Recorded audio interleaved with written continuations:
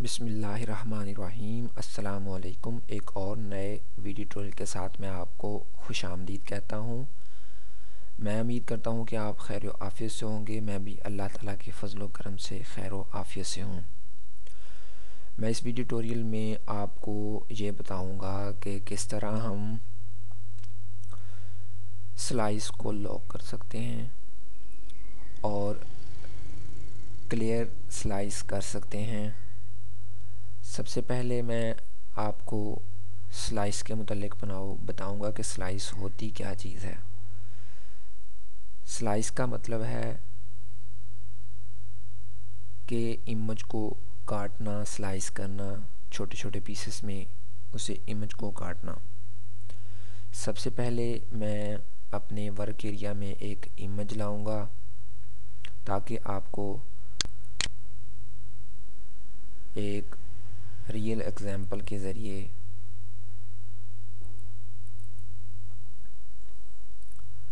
बताया जाए कि स्लाइस टूल बेसिकली होता क्या है।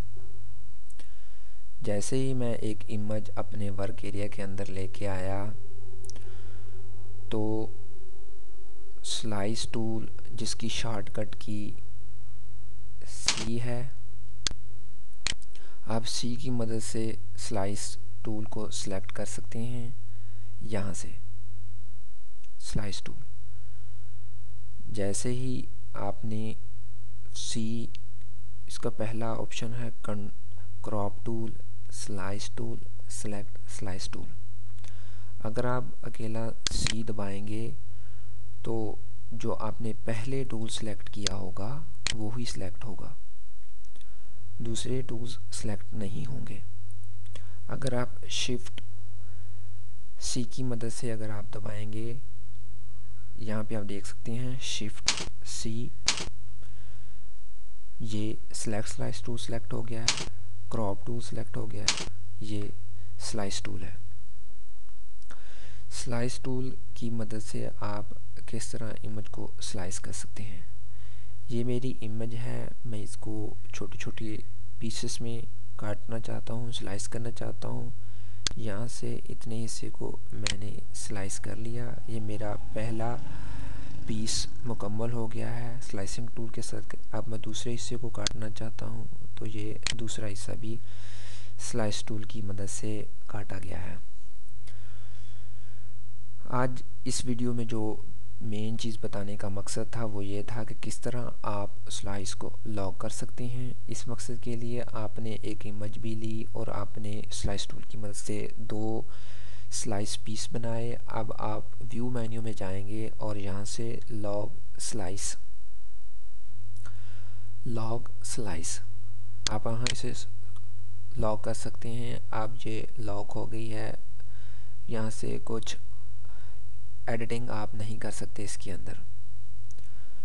ये स्लाइस जो आपने की थी इसके अंदर मज़ीद एडिटिंग नहीं कर सकते क्योंकि आपने व्यू मेन्यू के अंदर जाके लॉक स्लाइस कर दिया है। जैसे ही स्लाइस लॉक हो गई हैं, आपने देखा कि क्लियर स्लाइस का बटन भी ऑफ हो गया है।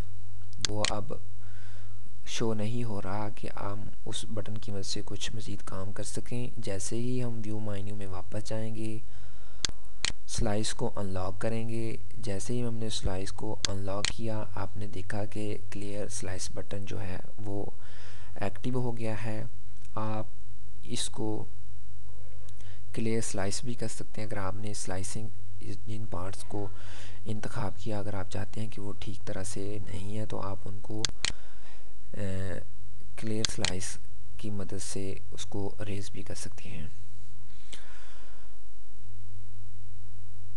मैं उम्मीद करता हूँ कि आपको ये वीडियो ट्यूटोरियल पसंद आया होगा। फिर एक बार मैं इसको दोहरा दूँ या इसको रिपीट कर दूँ कि हमने व्यू मेन्यू में लॉक स्लाइस और क्लियर स्लाइस के मुतल्लिक आज हमने बड़ी तफसील से पढ़ा कि ये लॉक क्यों करना है, क्लियर किस तरह करना है,